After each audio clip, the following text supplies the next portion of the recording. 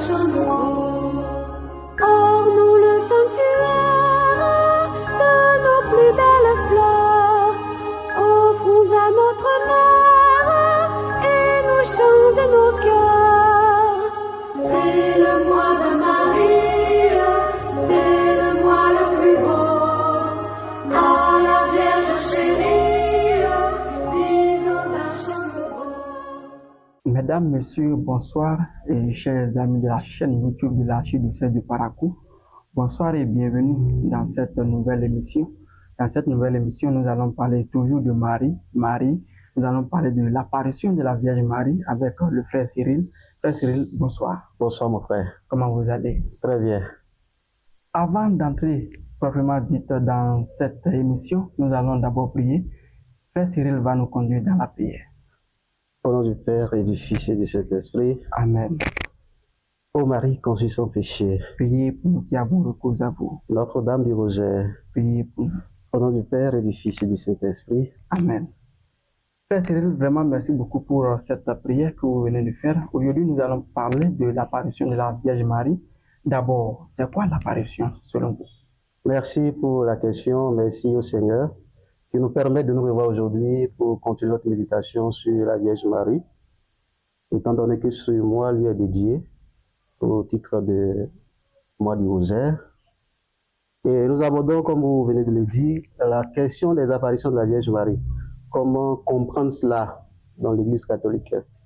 Alors, quand on parle d'apparition, on fait allusion au fait que la Vierge Marie, après son assomption, c'est-à-dire son enlèvement au ciel, se représente en des lieux donnés et reconnus par l'Église. Alors, c'est quand même important de comprendre cet aspect-là de la foi catholique.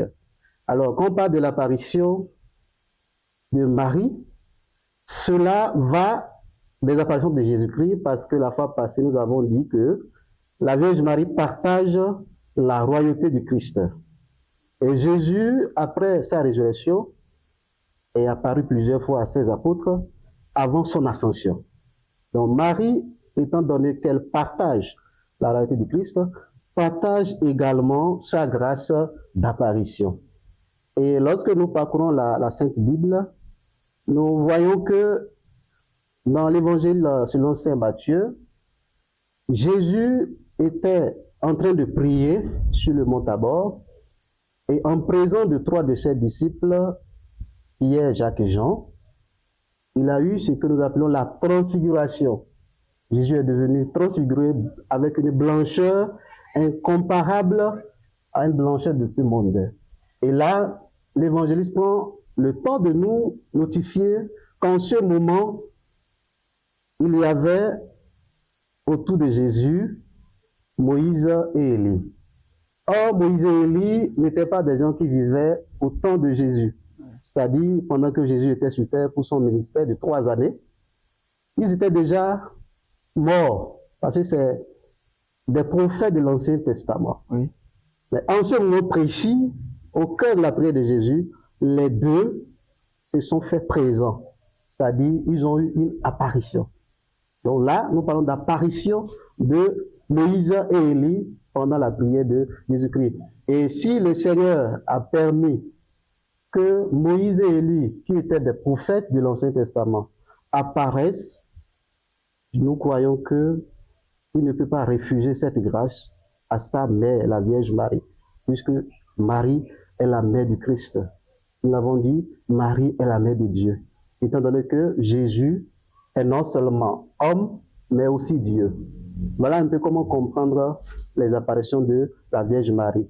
C'est lié même aux apparitions de Jésus-Christ, étant donné que Jésus continue de nous apparaître aujourd'hui. Et d'ailleurs, l'icône de la Divine Miséricorde que nous avons aujourd'hui est partie d'une apparition de Jésus-Christ à Sainte Faustine. C'est Jésus lui-même qui a demandé à ce que Sainte Faustine le fasse représenter tel qu'elle l'a vu apparaître. D'où nous avons cette icône aujourd'hui. Et de la même manière, nous avons aujourd'hui plusieurs représentants de la Vierge Marie parce qu'elle est apparue sous ces apparences-là. Et l'Église ne peut que se glorifier parce que sa gloire vient de la gloire de Dieu. l'Église peut se glorifier du fait que nous avons aujourd'hui Marie, notre mère, qui n'est pas restée au ciel après son ascension, mais vient sur terre aussi pour nous porter des messages de la part du Seigneur, pour nous encourager à cheminer vers la béatitude éternelle, puisque c'est notre visée. Notre visée, c'est la béatitude éternelle. Voilà un peu comment nous pouvons comprendre les apparitions de la bienheureuse Vierge Marie. Vraiment, merci beaucoup, frère Cyril, pour tous ces éclaircissements. Parlant de l'apparition de la Vierge Marie, dites-nous, est-ce que nous pouvons savoir quelques endroits ou quelques lieux où la Vierge Marie est apparue au moins une fois? Merci beaucoup. L'endroit le plus connu dans le monde, c'est Lourdes. Lourdes. Et nous parlons d'ailleurs de Notre-Dame de Lourdes. Et c'est un endroit où plusieurs personnes se rendent en pèlerinage pour se recueillir, prier et demander l'intention de la bienheureuse Marie. En dehors de Lourdes, il y a plusieurs endroits, on ne peut pas tout citer, mais c'est des endroits reconnus par l'Église suivant un processus. Il ne suffit pas qu'on apprenne que Marie est apparue à un endroit pour que cet endroit devienne automatiquement un lieu de pèlerinage ou de recueillement. Mais l'Église prend le temps de discerner pour pouvoir dire tel endroit est vraiment reconnu comme un lieu de l'apparition de la Vierge Marie et peut être un lieu de recueillement de prière où on peut même ériger un sanctuaire. Voilà. Chers amis de la chaîne YouTube de l'archidiocèse de Parakou, ainsi s'achève cette nouvelle émission, cette émission sur la Vierge Marie. Merci de nous avoir suivis et abonnez-vous toujours. Merci.